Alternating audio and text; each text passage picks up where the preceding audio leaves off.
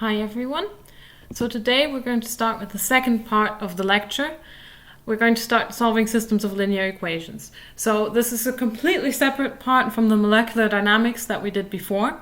A lot of the themes about what makes a fast algorithm are going to stay, but we're solving really completely different types of problems. So in this part we're going to discuss how to solve large systems of linear equations. So the first part, I want to talk a little bit about direct versus iterative solvers. In the course, we're only going to study iterative solvers, and I hope this will make clear why. So as I already said in the introductory lecture, we're going to focus on large systems with about 10 to the 6 to 10 to the 9 unknowns, which again is the similar kind of a size that we were looking at when we were looking at molecular dynamics. And we're going to look at sparse systems, which typically only have, they only have O of n non-zeros in the matrix. So an example of this would be a diagonal matrix that would have n non-zeros. And a more common example would be a matrix with a diagonal and then some off-diagonals. That's what you get very often when you discretize an elliptic PDE. And so we are mainly going to focus on systems resulting from the discretization of PDEs. But all of these methods apply to any sort of a matrix, no matter where it comes from. It's just that very commonly we do want to solve PDEs. They model pretty much all the physical phenomena we might be interested in. For example, magnetism is governed by the Maxwell equations, which are PDEs, and so on. So I think that's a good motivation for looking into particularly how to solve sparse systems. So as topics, we're going to look at relaxation methods first. That's what we're going to do this week. Then we're going to look at the multigrid method, which makes use of the things that we're looking at today. And then we're going to look at the conjugate gradient method with a special focus on preconditioning those methods. So if you have a PDE operator, then you can usually transform it into a linear system. There's a lot of different ways of doing this. Depending on what courses you've taken before, you've probably seen some of them. But in any case, in the tutorials, you're going to cover how to get a finite difference model and possibly also how to get a finite element model for some simple elliptic systems. In other places, you might see finite volume methods or discontinuous Galerkin methods. In all of these cases, though, you start out with a partial differential equation and you end up with a linear system that needs to be solved. And the more accurately you want to model the system, the more degrees of freedom you need. So if you have some sort of a complex system, then your n is going to be very large, and you really do need to make sure that your solver is capable of solving that in O of n and not in O of n squared. So that brings us back to exactly the same discussion we had when looking at molecular dynamics. And that is that if you want to solve something exactly, then you can do it in n squared only. But if you're willing to accept an approximate solution, then in the molecular dynamics we cut off, or we did these hierarchical constructions like with Barnes-Hutt or fast multipole, then you are only getting an approximate solution. So that's where iterative solvers versus direct solvers come in. So direct solvers, such as Gaussian elimination, which you've hopefully all done in school, where you just go through the matrix and you just directly solve it, it takes O of n squared. So if n is 10 to the 9, then that's completely infeasible. Highly optimized sparse direct solvers can actually reach O of n to the power of 3 halves. They use LU decompositions actually, but that's a non-iterative method, and it gives you an exact solution as long as you ignore round-off errors. So obviously, if you do this on the computer, you're going to have some numerical errors in there, so you won't get an exact solution in that sense. Iterative solvers, though, are completely different. They take a starting guess and then they iterate, trying to improve it in each step. And so they are more or less accurate depending on how many iterations you do. All of the iterative solvers that we're going to look at consist only of matrix vector products. And if the matrix is sparse, that means that we can achieve O of n, as long as our number of iterations doesn't depend on n. And that's kind of the crux of the matter, is how few iterations can we get. So we want a method which has very, very few iterations.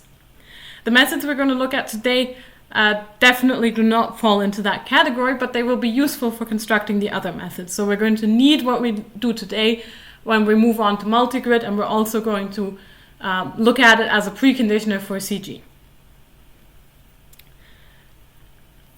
Okay, so CG is actually an example of an iterative solver that can give an exact solution, but then you need to do n iterations, which brings you back to the complexity of n squared. So generally CG is not used as a direct solver, it's used as an iterative solver, and you just stop after a certain number of iterations and you don't complete n of them. Okay, so here again is a picture which gives a comparison of a runtime for a system of the size that we're interested in, and this is actually for a very challenging problem. It's an anisotropic elasticity problem with very high jumps in coefficients and a really complex structure. And we can see here that the iterative solver without a preconditioner performs worse than the one with one, but the direct solver is exploding. So the last point here on this plot isn't even computed with the green one because it would be taking too long. So we really do want to go to an iterative solver. The O of n versus O of n to the power of 3/2 helps a lot for large problems, which is supposed to be your takeaway here. We can also see that the multigrid is actually quite effective. I'm not comparing here with a smoother, because that would probably take much longer than the direct solver in green here. If it was on the plot, it would be somewhere above your computer. But instead, I'm comparing with the CG method, which we're going to look at later on in the course. Okay, so to reiterate, iterative solvers start with an initial guess for the solution. You can use, for example, 0 if you have no idea, but sometimes you have a rough idea of what the solution might look like. In that case, you can insert that there. And then they create a sequence of approximate solutions, each improving on the previous one. And then they stop when the required tolerance has been reached, or after a certain number of iterations if you've set that. There's two types of iterative solvers. There's stationary iterative solvers, such as the relaxation methods we're going to look at today. And then there are Krylov subspace methods, such as CG or preconditioned CG, which we will look at later. What makes the stationary iterative solvers stationary is that they are essentially fixed point iterations. So that's why they're named that. Okay, so this brings me to the second part, stationary iterative solvers, in particular relaxation methods. So let's say we want to solve a system of linear equations. And we'll just say that it's called AX equals B. So our right-hand side is B. We want to find X. A is some matrix of size n times n. And then we want to find a sequence of approximate solutions xk that converge to the true solution. So if you take k to infinity, at some point you should reach the true solution x.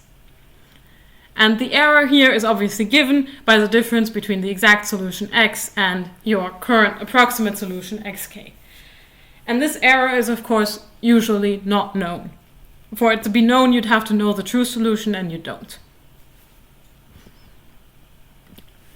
So what we look at most of the time are residuals. The residual is what's left over when you subtract the left-hand side from the right-hand side. So the right-hand side, b minus a times xk, gives you the residual.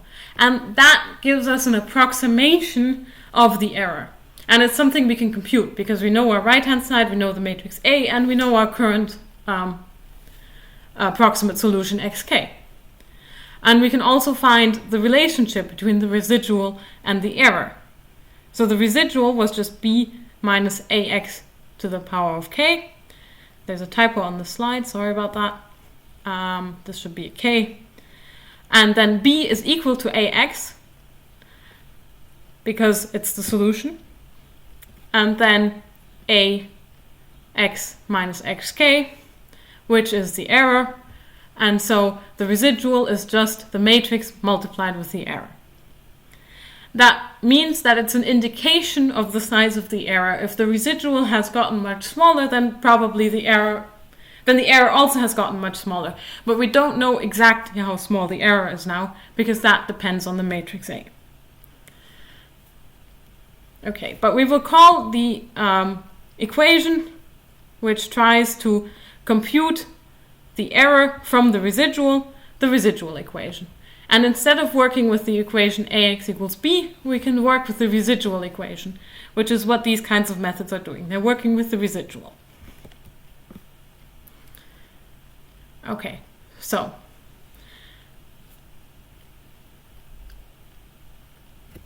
the residual is known, the error is not known, as I've said before, and we can use the residual as an indicator for the size of the error. So from now on, we're working with the residual equation, which is to say we're working with r equals ae instead of ax equals b. We can approximate the error in each step. As I said, we don't know the error, but we can make approximations of the error in each step, and then we can update our solution. So all we've done now is we've transformed our one problem, ax equals b, into a different problem, r equals a times e, which initially seems like just adding an extra step, but you'll see that working with the residual like this makes a lot of sense. So the residual is something that you know you want to go to 0, which makes it quite intuitive to work with. So how do we compute approximations E using the residual equation? So the first idea that we might have is to solve an easier equation instead. So we don't know how to solve ax equals b, otherwise we wouldn't be doing this. So let's introduce a matrix B that is easy to solve. So for example, it's a matrix that's easy to invert, such as a diagonal matrix. Or B is just easy to invert for a different reason, like it's a lower triangular matrix. And you can just put forward substitution to solve. And B should be similar to A in some sense. So in what sense is a big question here. You want B to be similar to, like the best B in terms of approximation properties would be A itself, but you can't solve that. So you need to balance the two somehow. You want something that's similar enough to A to give you a good approximation, but not so similar that it's also difficult to solve.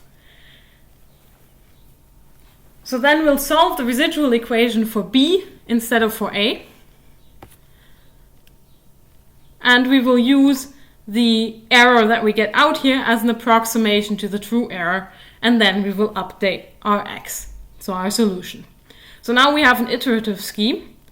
We just need to continuously apply the inverse of b, which we've now computed, and then add that to our update of the solution x.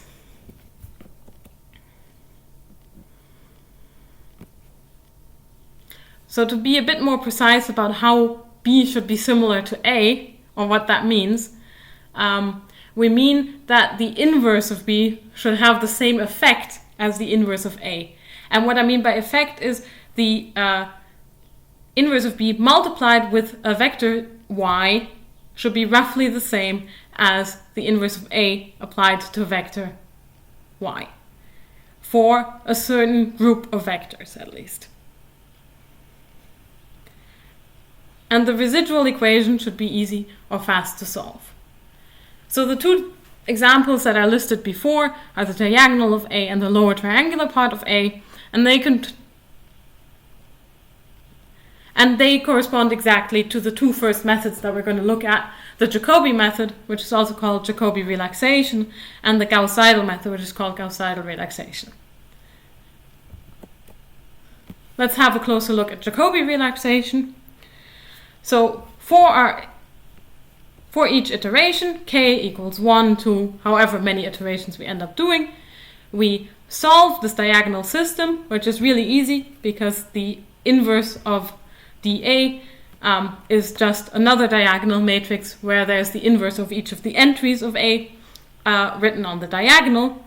Then we update xk plus 1 with this solution, and then we update the residual so that we can compute the next solution to the residual equation. So more compactly, we can just write all of this in one line. So now xk plus 1 is equal to xk plus the inverse of the diagonal times the residual. And you can then rewrite this again using the definition of the residual to xk plus inverse of the diagonal times b minus axk. For the implementation, you generally only want to compute the matrix vector product once. So you take this form of the equation where you multiply with the inverse of the diagonal, b minus, and now you compute identity matrix minus a multiplied with xk, and that just makes sure that you're only computing one matrix vector product and not several. So in the previous one, we needed one matrix vector product, then a matrix product, which is really bad. We want to avoid that at all costs, and then another matrix vector product. So that's not how you want to implement this. And now for the analysis, we tried to get all of the different smoother schemes into one form. So we're going to rewrite this as one term which is multiplied with xk and one term which is multiplied with b. And then we define a matrix M and a matrix N that get multiplied with xk and b. And the reason why we do this for the analysis is because we can then do this for all of our schemes, and we can easily compare. A lot of the analysis is going to just be transferable from one method to the next. So if you do that all on a general M and N, and then only set in your particular one at the very end, then you get a very general theory. So that's the reason for splitting it like this. And so here, again, I is the identity matrix, M is now the identity matrix minus the diagonal inverse times A, and N is diagonal inverse itself. Okay, so let's do a code example. Let's just see how this looks like. So as a reminder, we want to solve ax equals b, and we're going to look at two different examples, which are given here in Python. So both of them are tridiagonal matrices, but they're slightly different. The first one has -1, 2, -1 written in each row, and the second one has -1, 2.1, -1. So the first one, and we're dividing by h squared. And the first one is just a discrete version of the 1D Poisson equation. So we'll see why later on, and in the tutorial you'll also see that again, why that is. So the first matrix is already the discrete version of a PDE operator. The second equation is not, but the property that it has that the first one doesn't is that it's diagonally dominant. So the sum of all the off diagonals is smaller than the absolute value of the sum of all the off diagonals is smaller than the diagonal entry, which was not the case for the first one. And some of the schemes, in particular the Jacobi scheme, which we'll look at first, only work on diagonally dominant matrices. So we'll see that it's not going to work on the first matrix, but it will work on the second one. So then let's add in a random right-hand side here. So I've just taken the rand function, which just returns random numbers between 0 and 1. I've multiplied it with 20, so the numbers are now between 0 and 20. And this just gives us some random b. We can look at it if we want. There's just a bunch of numbers in there. You can see that they're all between 0 and 20. We can also have a look at A1, but I think it's quite clear what it looks like. It's just a tridiagonal matrix. I'll multiply it again with h squared. And then you just have 2's on the diagonal, minus 1's on both of the off diagonals. So now let's have a look at the solution. And here we're using a direct solver. I'm just using the built-in solver of NumPy to solve first the system 1, which was the Laplace one. And you can see here that the solution is quite smooth. It's just a kind of a large parabola. We can look at the B, which was the right-hand side. It's really oscillatory. It's quite large also. But the Laplace Laplace operator actually has smoothing properties itself, so that's why the solution looks smooth at the end, even though the right-hand side was not very smooth at all. If we look at the second matrix, it does not have that smoothing property, so now your solution has also got a bunch of oscillations in it. So those are the two examples that we're looking at. That's the solutions we're trying to get to. So let's implement the Jacobi smoother. So here's the entire scheme. As you can see, it can be written very, very quickly. It's not a very complicated scheme at all. I'm giving it as an input a matrix A, a right-hand side B, a starting vector x0, and a maximum number of iterations that it should perform. Conventionally, what you would do is you would give it a tolerance. You would say, I want the residual to have been reduced by a certain factor. So for example, 10 to the minus 3. I want a reduction in the residual by 10 to the minus 3. That would be a more common thing to do than giving it a number of maximum iterations, because the solution you get out after a certain number of iterations could still be arbitrarily bad. So let's look at this line by line. So the first line is just defining the matrix dA, and it's just the diagonal entries of A. Then we invert this, so that's just a diagonal matrix where all the values are 1 divided by the entries of D. And we're just pre-computing this because we need to apply it in every single iteration, and we don't want to recompute this every time. So we'll just store this once. And in storage, these aren't stored as n-squared matrices, they're sparse or diagonal, so that you're just storing one vector, basically. So then we start the actual Jacobi iteration. So to start with, we just set our solution x to be x0, so whatever we put in as an initial guess. And then we start the iteration. So until we've reached the maximum number of iterations, we just set x, the new x, to be the inverse of d multiplied with b minus a minus d multiplied with x. So that's exactly the formula that we saw in the implementation part, just written in Python. And now we can output the residual if we're in the last iteration, just so that we can see what the residual is after we've completed this. Then we need to set x to x new, and then we restart computing the next x new from the x. And then we return x, which was our solution.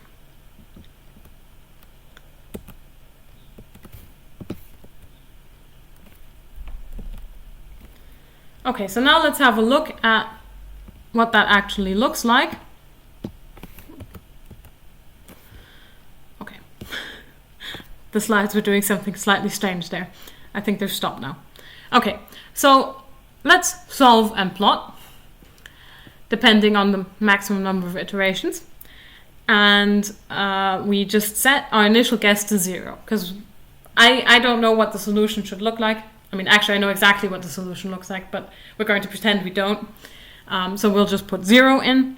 Then we'll start the Jacobi relaxation. We'll just call the function from the previous slide.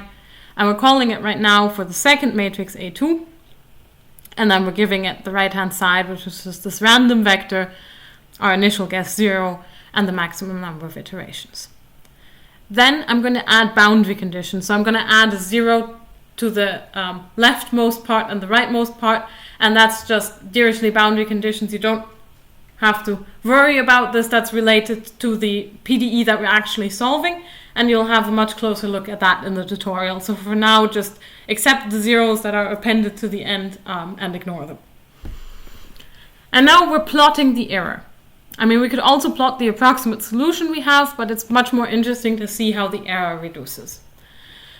And we've started an interactive plot here, which is what the last line is doing, and that gives us this slider, which we can use to increase the number of iterations.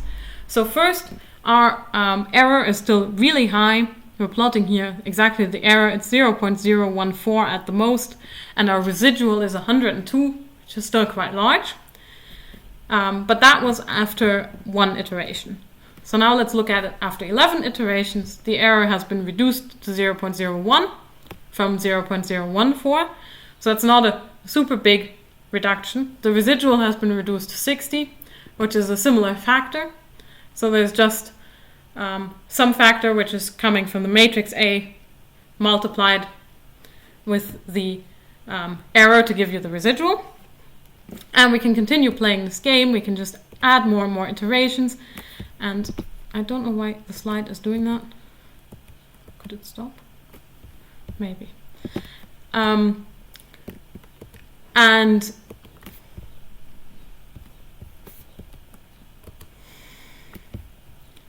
as we do this, the error keeps decreasing. So now the residual is only 7.8. So where did we start? We started at 100. So to get a reduction of about 10 to the minus 4, we'd have to get to 0.1. So let's see how many iterations we roughly need to do that. That's already too far. So is that? This is roughly correct. So it's about 130, 140 maybe iterations. 140. Yeah, that's about 140 iterations before the residual has been reduced by 10 to the minus 4. So that was the second matrix. That was the one that was diagonally dominant. Let's look at what happens with the one that wasn't. So let's put A1 in here, and we will plot the error with regards to the correct solution to that one. So now the first thing we notice is that our error basically just looks like the solution, or in other words, our initial guess of 0 is completely off and one iteration hasn't resolved anything. The starting residual is slightly higher for this, but what's much more of an issue is what happens as we increase the number of iterations. So let's increase it all the way to 140, at which we'd already reduced the error by 10 to the minus 4 for the other matrix. Well, now the residual is still 87. We've barely reduced the error. So let's continue doing that. The residual is reducing, the error is reducing too, but very, very slowly. And in general, you can't even prove that Jacobi relaxation is ever going to converge for this case. So it seems to me like if we did thousands and thousands of iterations, then maybe at some point we would converge in this case. But in general, you can't even prove that you will ever converge for the situation. So don't apply a Jacobi relaxation to a not diagonally dominant matrix. And basically what that's telling us is that if the matrix is diagonally dominant, then you can consider B to be roughly A in this case. But if it's not, then it's not similar enough.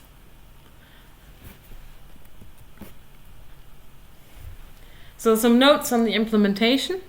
So you need additional storage. So you require an X new, which is your current X, and then you need the old X to compute the new X from.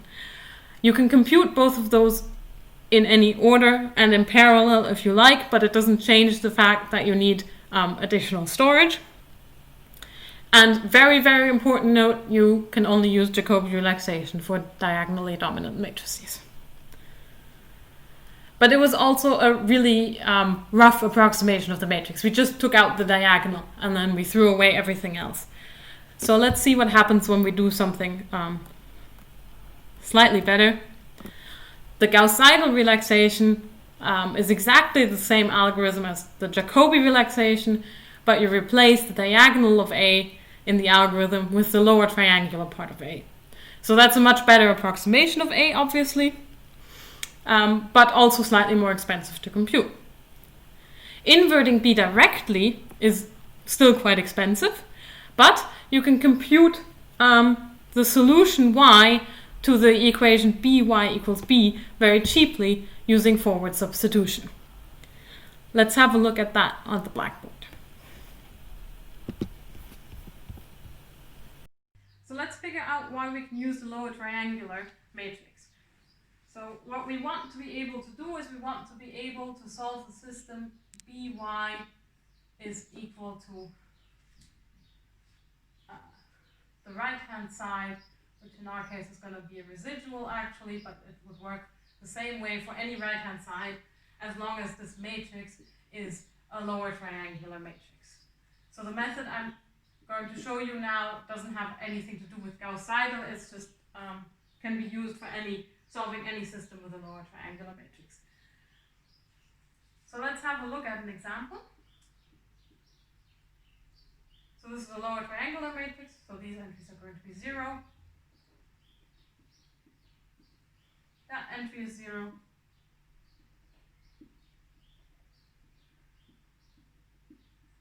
And these entries all exist. And now we're trying to solve y1, y2, y3 for y. And we have some right-hand side, which I've called R here, and on the slides it's called B. Okay. Although in the Gauss-Seidel method we're going to have the residual on the right-hand side, so this actually makes more sense. So now let's see what the solution to this is. So the first one is very clear. We just get A11, Y1 is equal to R1. So clearly Y1 is equal to R1 divided by A11. Now let's look at the next one. We get A12. So we're just doing matrix vector multiplication here. A12 times Y1 plus A22 times Y2 is equal to R2. And now Y1 we already know, we've already computed it, so that can be shoved over onto this side, and then we just need to divide by A22. So Y2 is just equal to R2 minus A12, Y1 divided by A22.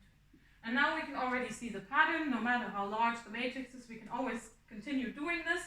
In the next step, for Y3, we're just going to get another term. So we're going to get A13 multiplied with Y1, which we know, A23 multiplied with Y2, which we also know, and then the term Y3.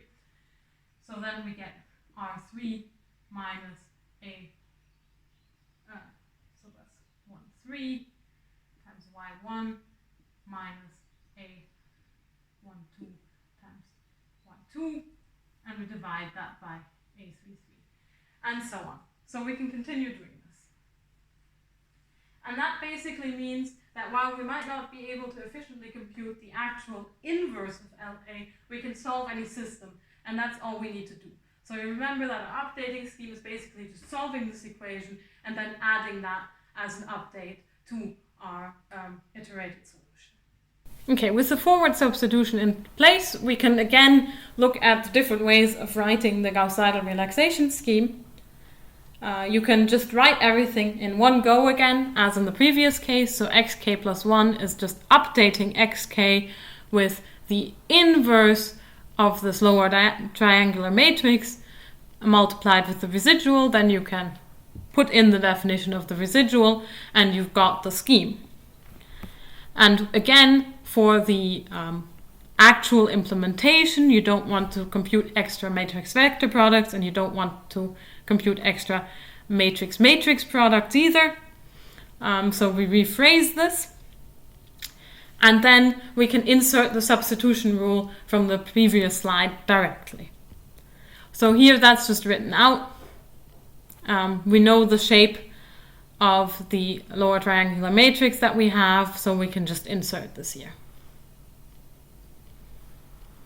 And then for analysis, we do exactly the same thing as we did for Jacobi. We split this up into one matrix which gets multiplied with our solution approximation xk, and one part which gets multiplied with the right-hand side b.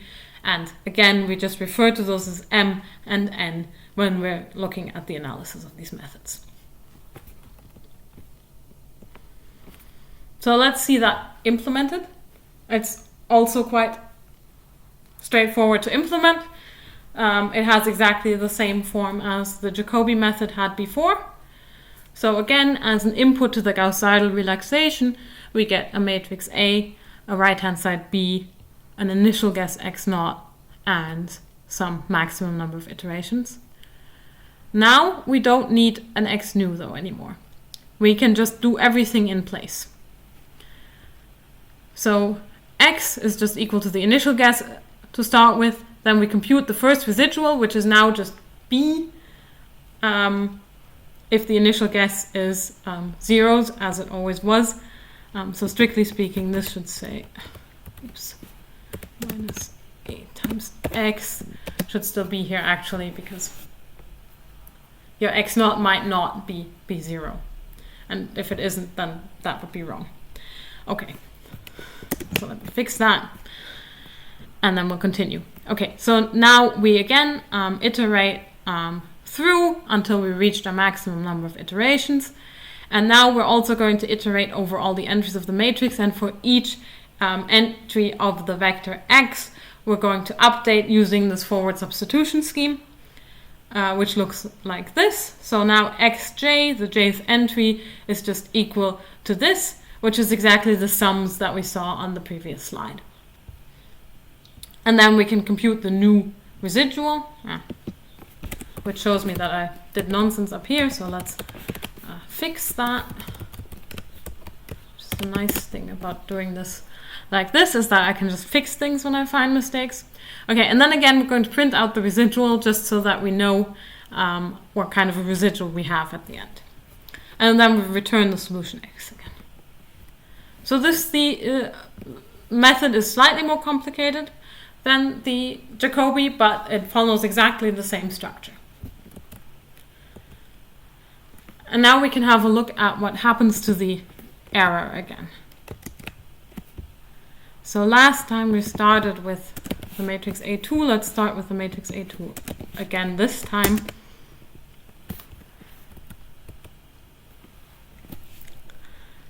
And have a look at the interactive plot. So we start out with a similar kind of a residual, which is around 100. After one iteration, this is actually slightly lower than it was for the Jacobi method. So the one iteration has gotten us slightly further here, but not a lot.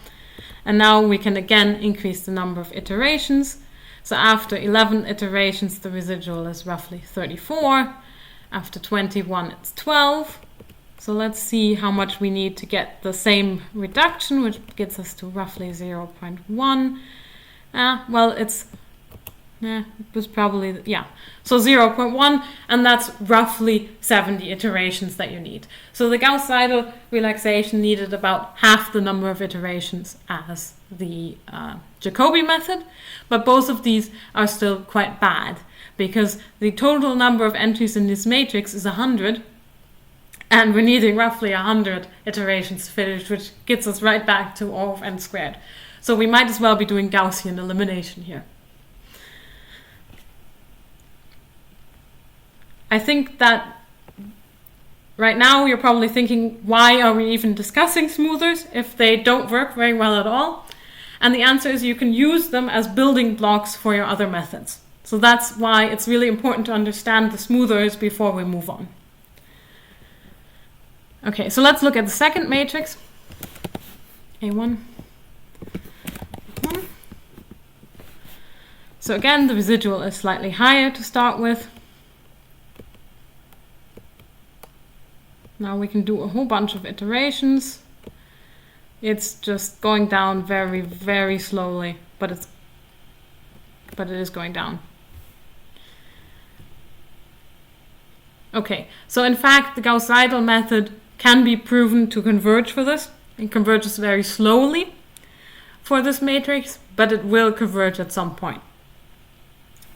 So one thing that you can do is you can try to take larger steps in the Gauss-Seidel method.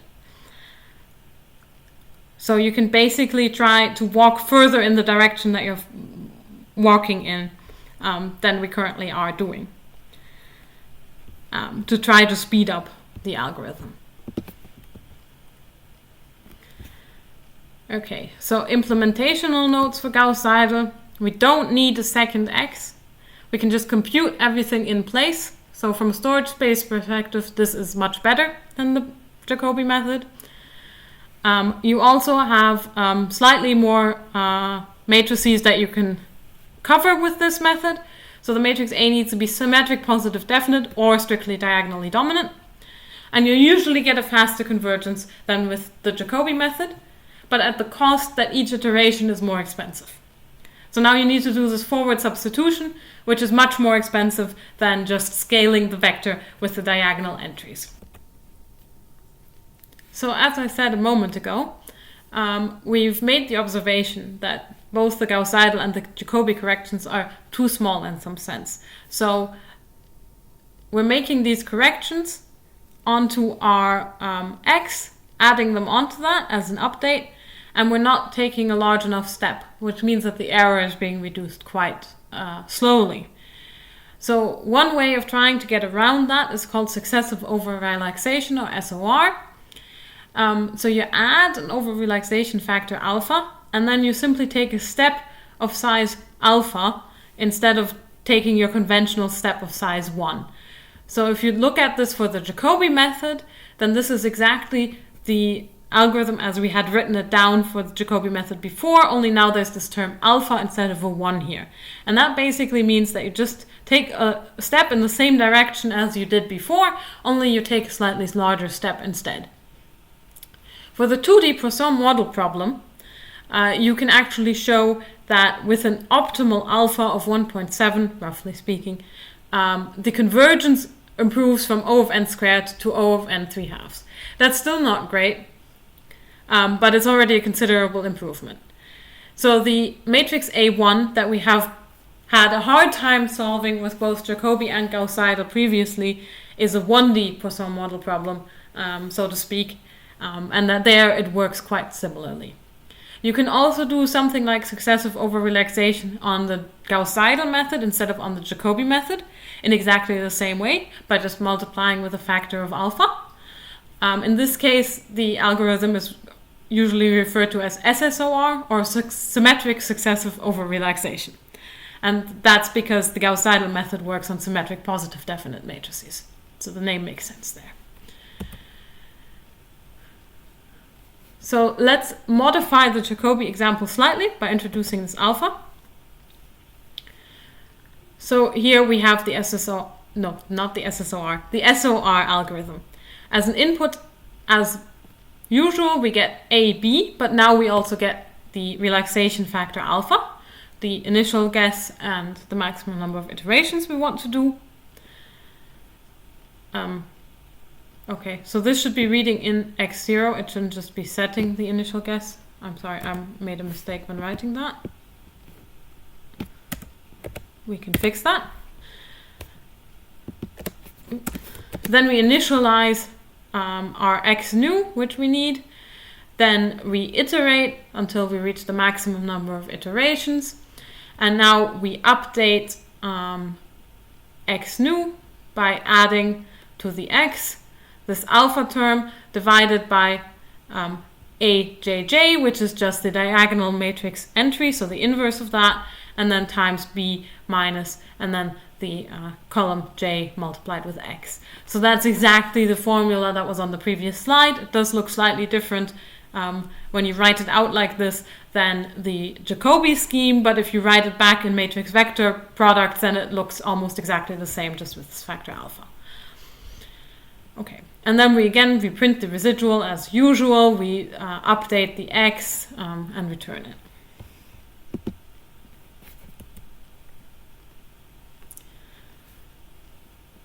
So now we can have a look at what that's doing. Let's start out at the first step. So we're now treating this matrix A1. So if you remember, that's the one that Jacobi couldn't solve at all, and the Gauss-Seidel method solved only very, very slowly. So let's have a look what happens with the successive over-relaxation, and we use as a factor alpha 1.7 as suggested by the previous slide for 2D, but we're doing it for 1D now, and we'll see what happens. Okay, so that's for this matrix a considerable reduction already.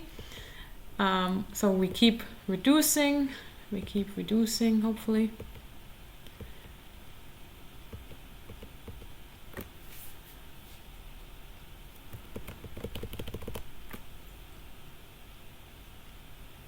So now I seem to slightly be overloading my notebook with calculations.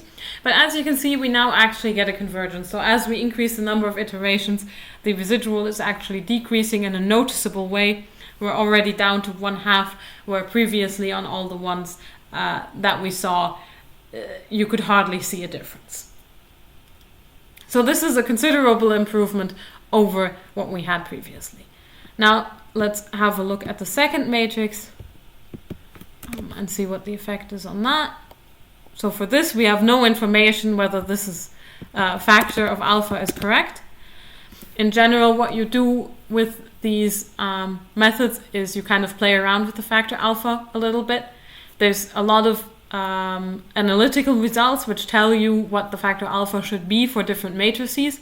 But if you have a matrix that hasn't been done for, and you don't feel like doing the theory, then quite often what people do is they just play around with it a little bit, see what works, what doesn't work.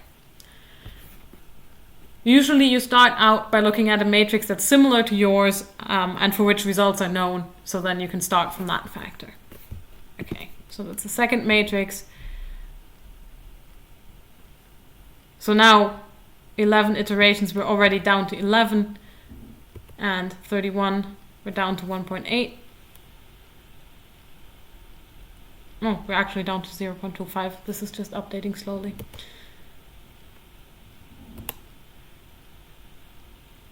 Okay, so somewhere between 30 and 40, we've already reached the reduction to 0.1, which is the same reduction that we were looking at for all the other schemes. So this is a considerable improvement on the standard Jacobi, and as I said before, you can do the same thing with Gauss-Seidel, and then it's referred to as SOR. You can actually do this for any relaxation schemes, but those are the only two that we're going to cover in this course. So let's summarize relaxation methods.